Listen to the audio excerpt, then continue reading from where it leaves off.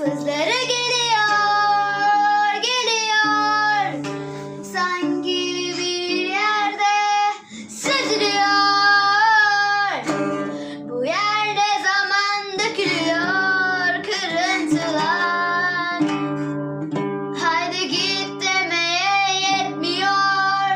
Bu sevda içinde kayboluyor, yüzüyor, yüzüyor.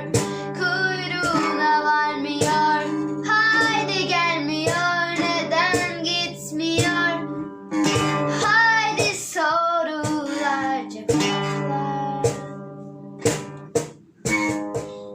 Gitme diyorum, gidiyor. Git diyorum, gitmiyor. İnat mısın sen kızım? Başucunda gelmiyor. Olmaz mı dedim ben? Yoksa rüya mı?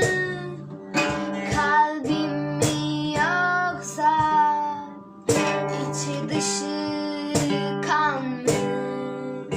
Kabuslar edindim, belki de bir ele.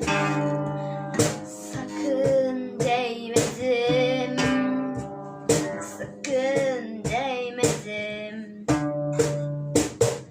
Kalbimin ucu yetti, yetti, ay.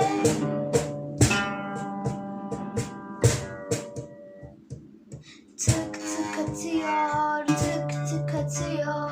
Yetmedi bana, bir söylesen, bir söylesen, bir söylesen.